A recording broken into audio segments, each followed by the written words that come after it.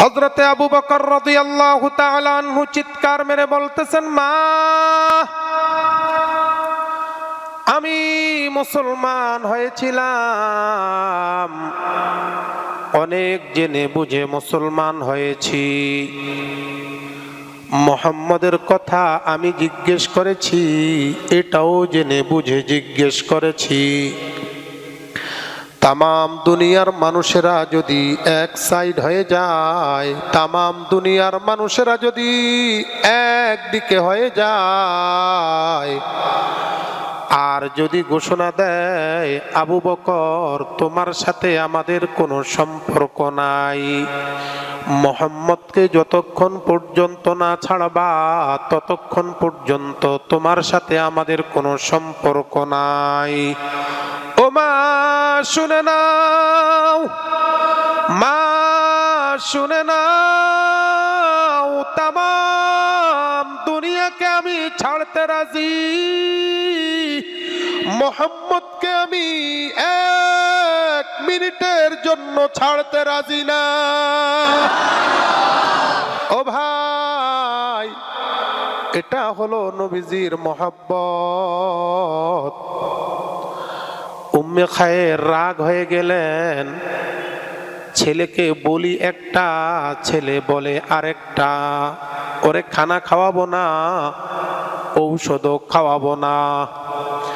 রাগ হয়ে হযরতে আবু বকরকে ছেড়ে অন্য রুমে চলে গেলেন। এমন সময় উম্মে জামিল, একজন মহিলার নাম উম্মে জামিল, আল্লাহর নবীকে বড় ভালোবাসতেন, শুনতে পেয়েছেন আবু বকরের জ্ঞান ফিরে এসেছে। আবু বকরকে দেখতে এসেছেন, এসে বলতেছেন, আবু বকর পাগলামি কেন করো, খাবার খাও, খাবার খেলেই তো তুমি একটু শক্তি হবে। উম্মে জামিল এই কথা বলার পর আবু বকর বলতেছেন, না উম্মে জামিল, যতক্ষণ পর্যন্ত আমার নবীর সংবাদ আমি পাবো না ততক্ষণ পর্যন্ত আমার পেটে খাবারও যেতে পারে না। নবীজির সংবাদ যতক্ষণ পর্যন্ত আমি পাবো না ততক্ষণ পর্যন্ত খাবার আমার পেটে যাবে না।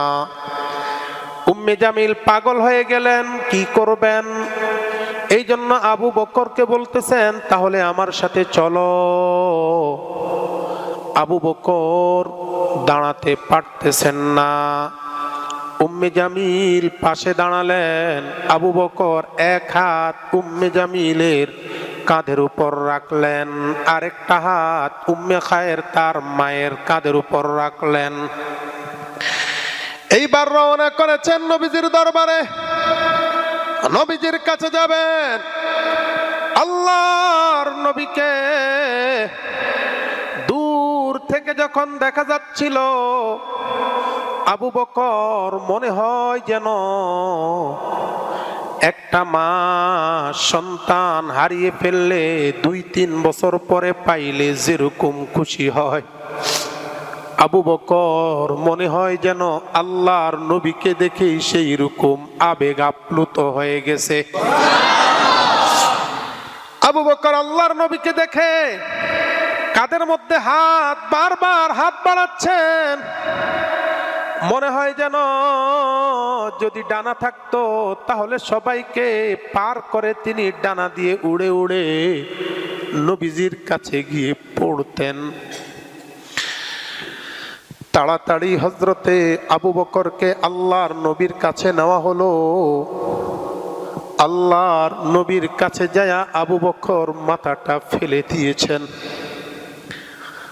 চেহারা সব থেতলে গেছে, চেহারাও চেনা যায় না, নাক ভাঙ্গা, কপাল ফাটা, চোখ এলোমেলো হয়ে গেছে, ঠোঁটগুলো এলোমেলো হয়ে গেছে।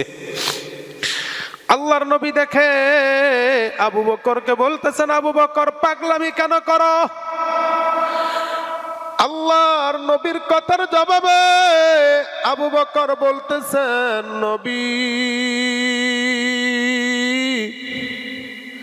আমি আবু বকর কেমন জানি কালিমাটা পাইয়া মনে হলো দুনিয়ার সমস্ত রত্ন ভান্ডার আমার বুকের ভিতরে চলে এসেছে। নবী গো, আপনার এক চুল পরিমাণ ক্ষতি হবে, আমি আবু বকর জিন্দা থাকতে আমি কোনোদিন তা হতে দিতে পারি না। ও ভাই, এটা ছিল মহব্বত। আল্লাহর নবীর জন্য সব কিছু ত্যাগ করে দিয়েছেন, সব কিছু ছেড়ে দিয়েছেন। এই জন্য মাঝে মাঝে বলা হয় হযরতে আবু বকর রাদিয়াল্লাহু তাআলা আনহু একদিন আল্লাহর নবীর দরবারের মধ্যে আসছেন। মক্কার মধ্যে সবচাইতে ধনাঢ্য ব্যক্তিদের মধ্যে তিনি ছিলেন শ্রেষ্ঠ। এত বড় লোক, টাকা পয়সার অভাব নাই, কিন্তু দ্বীনের জন্য সব কিছু দিতে দিতে এখন আর কিছু নাই। কি পরবেন? এই জন্য কিছুই নাই পরবার মতো, তাই কিছু বস্তা সালার চট গায়ে দিয়েছে। নিচে একটু সালার চট গায়ে দিয়েছে হাঁটু পর্যন্ত, হাঁটুর নিচ পর্যন্ত। উপরে একটা ছালার চট স্বাভাবিকভাবে গায়ে দিয়ে আল্লাহর নবীর দরবারে আসছেন বসা। আমি প্রায় এই কথাটা বলি, আবু বকর যখন পাশে বসা, সালার চট, নবীর অন্তরটা কেঁপে উঠল। আবু বকরের টাকা পয়সার অভাব ছিল না। আজকে আবু বকর টাকা পয়সার অভাবে সব কিছু ছেড়ে দিয়েছে ইসলামের জন্য। জামা পরবার মতো কিছু নাই, লুঙ্গি নাই, জামাও নাই। আল্লাহর নবী কষ্ট পেয়ে গেলেন।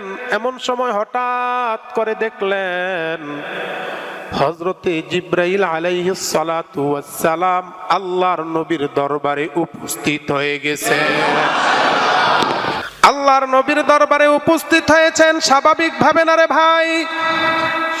জিবরাইল সব সময় ফেরেশতাদের পোশাক গায়ে দিয়ে আল্লাহর নবীর দরবারে আসতেন, কিন্তু আজকে ফেরেশতাদের পোশাক পরিধান করে আসেন নাই।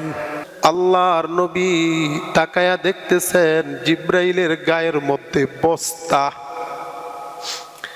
যেই ফেরেশতা সব চাইতে বড় দামি ফেরেশতা, যেই ফেরেশতার কোনো তুলনা হয় না রে ভাই, সেই ফেরেশতার গায়ের মধ্যে বস্তা দেখে আল্লাহর নবী অবাক হয়ে গেলেন। একবার আবু বকরের দিকে তাকায়, আবার জিবরাইলের দিকে তাকায়।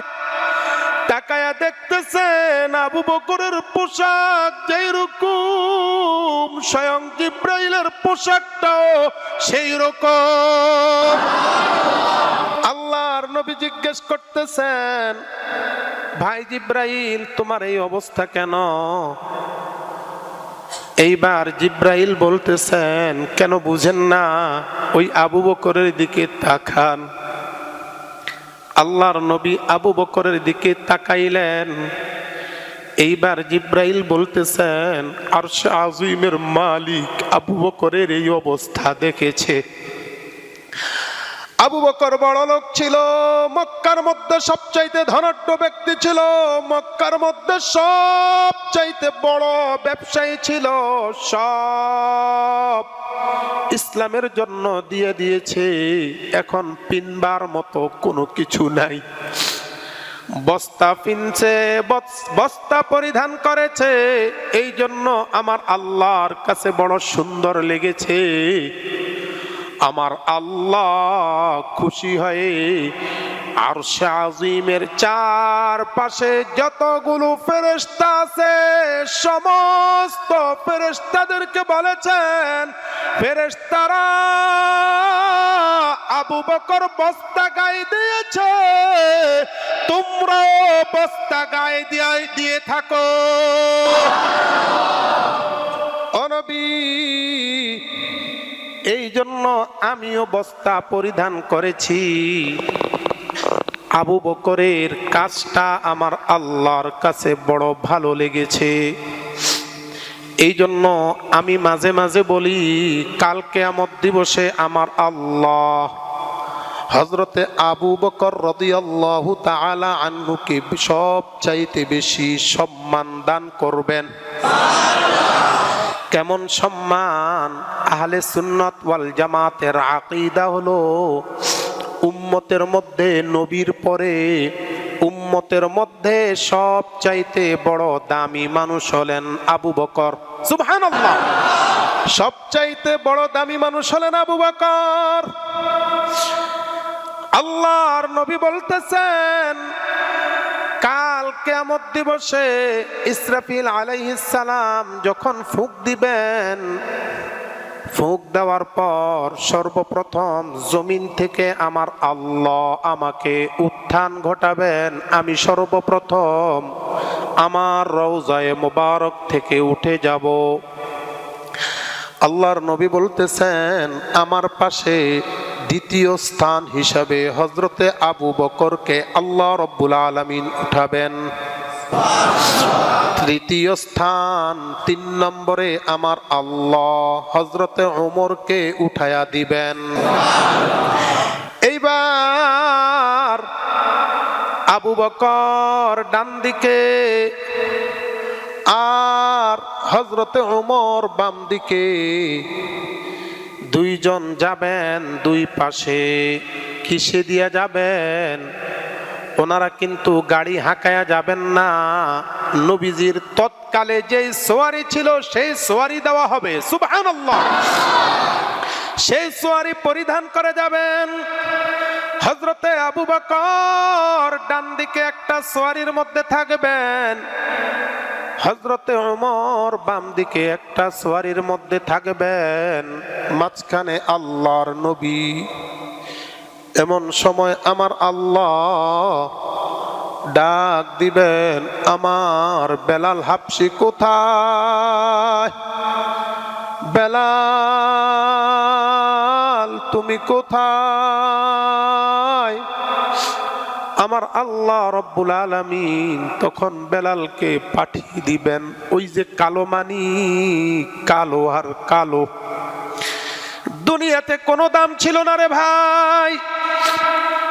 দুনিয়াতে বড় কোনো দামি নাম দাম বলতে কোনো কিছু ছিল না, কিন্তু আখিরাতে বড় দামি হয়ে গেছেন একটাই কারণে, নবীজির দাওয়াত গ্রহণ করে কালিমাওয়ালা মুসলমান হয়ে গেছে। সুবহানাল্লাহ। কালিমার বড় দাম। এইবার বেলাল হাবশী আল্লাহর নবীর সামনে আসবেন। ইয়া রাসূলুল্লাহ, আল্লাহর নবী যেই সোয়ারির মধ্যে থাকবেন, এখন বেলাল কোথায় বসবে? আল্লাহর নবী তখন বেলালের সম্পর্কে ফয়সালা দিবেন। বেলাল, আমার সোয়ারির যেই লাগাম আছে, রশি আছে, রশিটা টেনে টেনে তুমি আমাকে জান্নাত পর্যন্ত নিয়ে যাও। ও ভাই, আল্লাহর নবী বলতেছেন, আবু বকর কিয়ামত দিবসে যখন ফয়সালা শেষ হয়ে যাবে, আবু বকর জান্নাতের দিকে যাবে। উম্মতের মধ্যে একজন ব্যক্তি আছেন, যেই ব্যক্তিকে জান্নাতের 8টা দরজা একসাথে ডাকবে, আমার ভিতরে আপনি প্রবেশ করুন, আমার ভিতরে আপনি প্রবেশ করুন। তিনি হলেন হযরতে আবু বকর। তাই কিভাবে? হযরতে আবু বকর আস্তে আস্তে সামনের দিকে যাবেন। 8টা জান্নাতের দরজাগুলো উন্মুক্ত হয়ে গায়েবী ভাবে আওয়াজ দেবে, আবু বকর দেরি কইরো না, অন্য জান্নাতে যেও না, বরং আমি জান্নাতের ভিতরে প্রবেশ করে যাও। ও ভাই, এত দাম কেবলমাত্র দ্বীনের খাতিরে হয়েছিল রে ভাই। এই জন্য আজকে একটু সিদ্ধান্ত নেই, এই মুহূর্তে যতদিন দুনিয়াতে বাঁচি, আমার বন্ধু নামাজ পড়ে না, নামাজের জন্য দাওয়াত করব। আমার স্ত্রী পর্দা করে না, স্ত্রীকে পর্দার জন্য দাওয়াত দেব। আমার মা পর্দা করে না, মাকে পর্দা করবার জন্য উৎসাহিত করব। আমার বোন পর্দা করে না, পর্দা করবার জন্য উৎসাহিত করব। আমার প্রতিবেশী নামাজ পড়ে না, নামাজ পড়ে না, এই জন্য দাওয়াত দেব, ভাই নামাজে আসো। দাওয়াত ও তাবলীগের লোকেরা যেইভাবে কাজ করে, এইভাবে কাজ করা আমাদের প্রত্যেকের জন্য জরুরি, যাতে করে সমস্ত বেদিন মানুষগুলো দিনের পথে এসে জান্নাতে চলে যায়।